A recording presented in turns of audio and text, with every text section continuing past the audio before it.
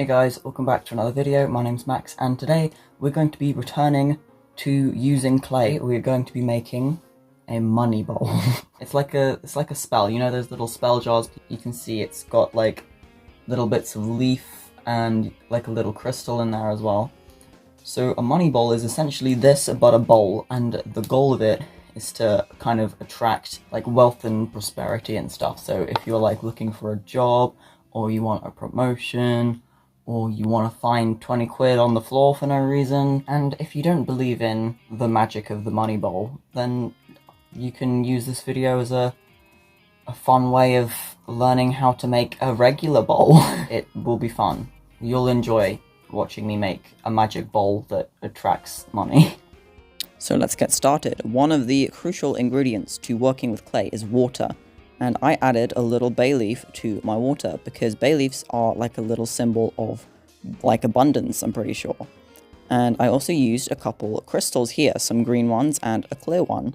And so the first thing I did is I got out my clay, and what the water is for is first of all, if it's like kind of a used bag and it's been out like a little while, you might want to rehydrate the clay a little bit so it's easier to work with, but also just anyway, it helps to kind of make the clay more malleable, and it also creates like slick, which is like a mixture of clay and water, which helps you stick bits of clay together, which is like really crucial for the process which I'm using today, which is going to be coiling.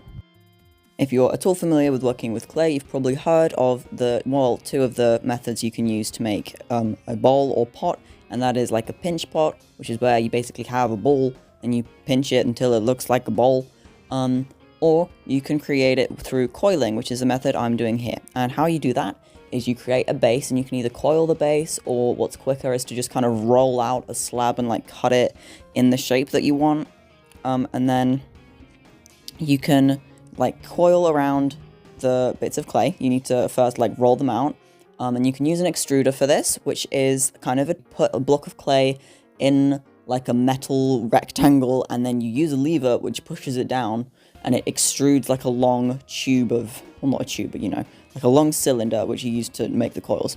I don't have one of these equipments at home, so I just rolled it out with my hands, which is a perfectly fine way of doing it.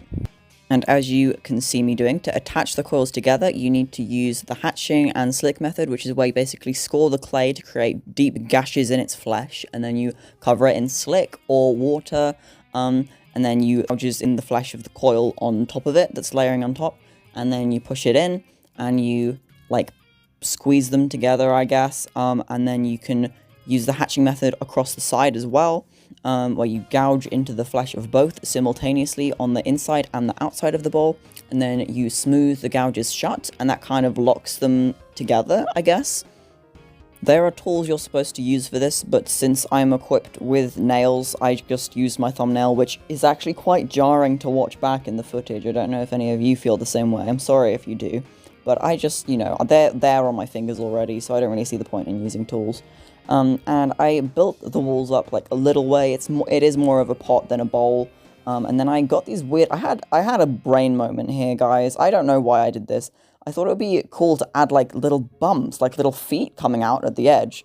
It was kind of an impulse decision that I just sort of did. I wanted it to look more kind of sculpturally unique, I guess, than just like a bowl or a pot, and so I put these little feet on, and originally my idea was like, oh, I could make them look like eyeballs, and that would be like creepy and cool, but I didn't end up doing that, because they just kind of looked like feet, like, they looked strange, and it made it look less like a bowl, and definitely more like a pot.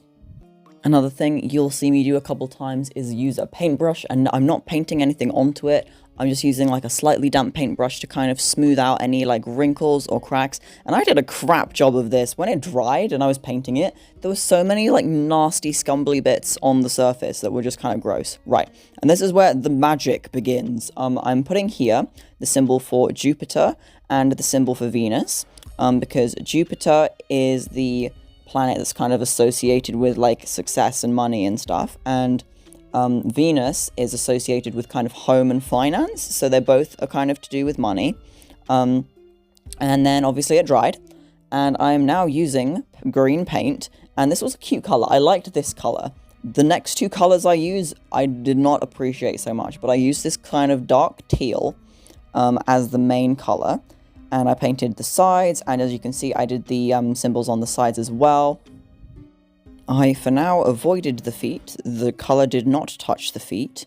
But you can see how, like, gross the surface is. Even after I paint it, you can still see all these nasty, like, textures. And I don't really know where they're from. It's just how the clay just kind of wrinkled up as it dried, I think. But yeah, I also had to do, like, a couple coats of this colour. I did 2 on camera and then 1 off camera. Because as it dried, it just kept getting more transparent and patchy and gross looking. So I had to do a couple coats. And then this is the next colour. Originally, I was going to do the edges, like wherever I'm placing this color, was going to be a darker color, but the color I made as the midtone was like super dark anyway, so I thought there'd be no point, and I made a light color instead, which is this like more midtone teal.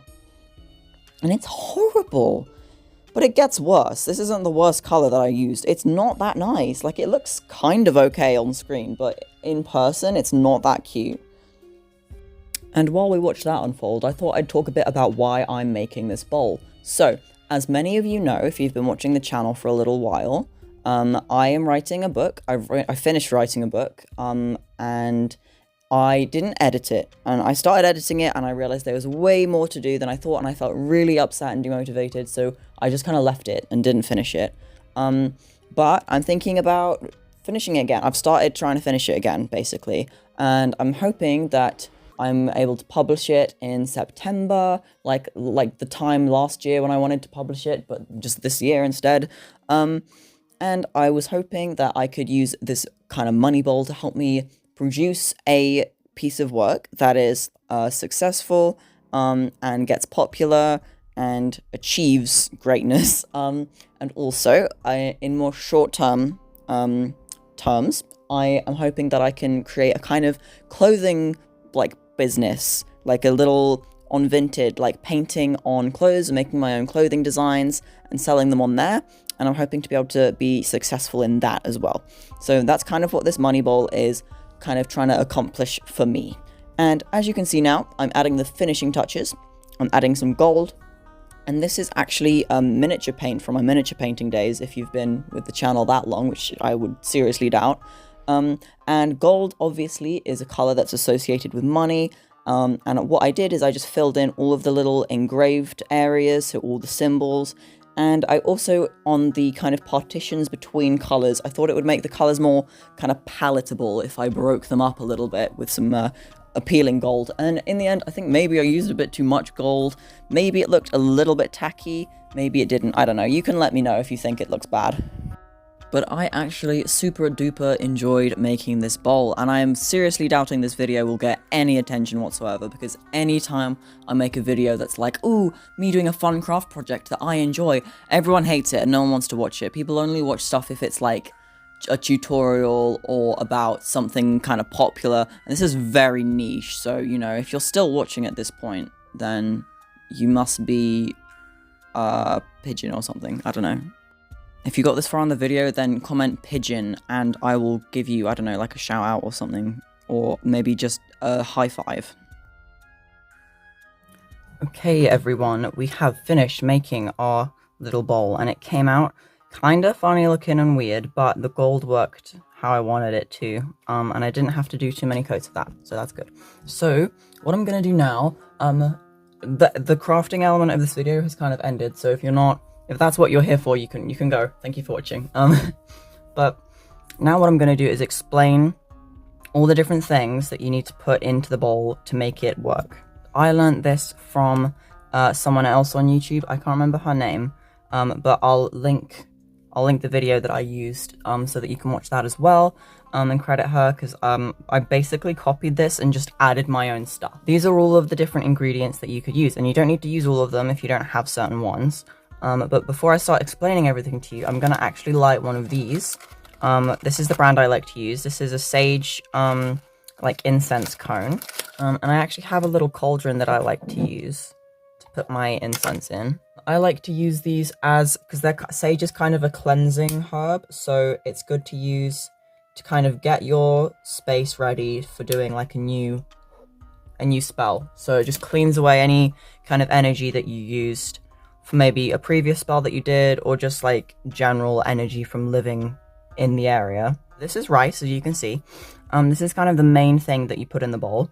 I'm not completely sure why, but this is what the lady I watched on the other channel was talking about. And another thing you're going to need is some money. Don't put in every single piece of change that you own, because the kind of point of this is you're meant to put more money in it, like every week, to kind of keep it working. And here is a couple other things. So this is clear quartz, which is useful for all different spells because it kind of just amplifies any other crystals or any other kind of things that you've got going on. This I think is green moss agate or something like that, and this I think is dragon's blood agate. And neither of these are anything to do with money, but they're green. And green is kind of the color of money, so that's kind of the theme we're going for here. This is a kind of optional thing that I am including.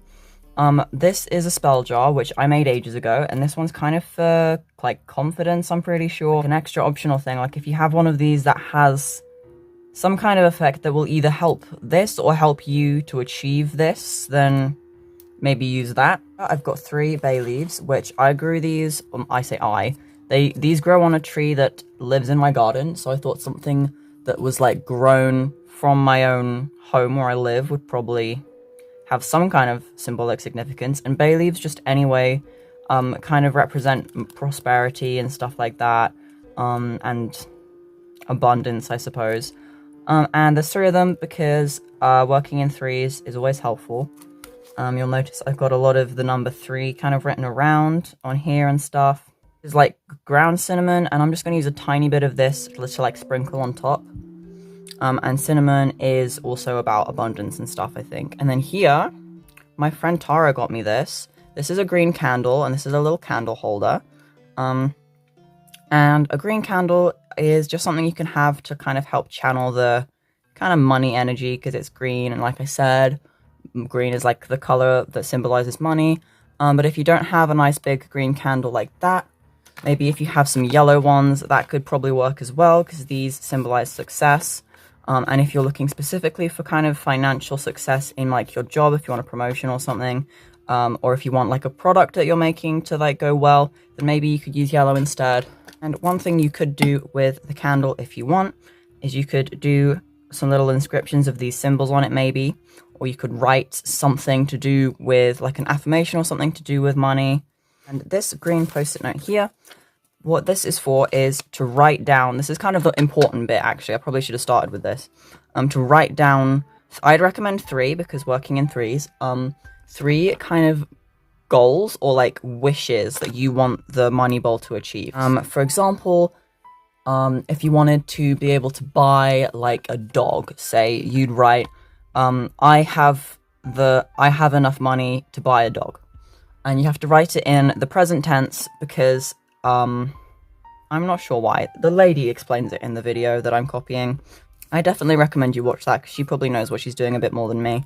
Yeah, it's important that you write them in the present tense, and you write 3 of them, and you write them about what you want your like bowl to achieve, and then you like fold it up and you put it in the bowl. This is the first thing that goes in. And next you put in your rice, and then the other ingredients, it doesn't really matter what order you put them in, but this goes underneath, and you don't like dig it out and look at it again, you just put it in there and you leave it there. And I'll show you what it looks like at the end, but I'm not going to show you me doing it, because I kind of have like a rule about filming while I'm doing a spell. I feel like it kind of ruins it and makes it less effective, so I'm going to do it on my own. But yeah, that's everything that you need. Okay guys, thank you so much for watching to the end of the video. If you're going to make a bowl like this, if you feel comfortable to, let me know what you're making it for in the comments, what kind of project that you want to achieve. And here is my finished thing with everything in it, and I popped it on top of this book because this book is actually, I'm writing a novel in it that I'll publish kind of soon maybe as well. Okay, bye!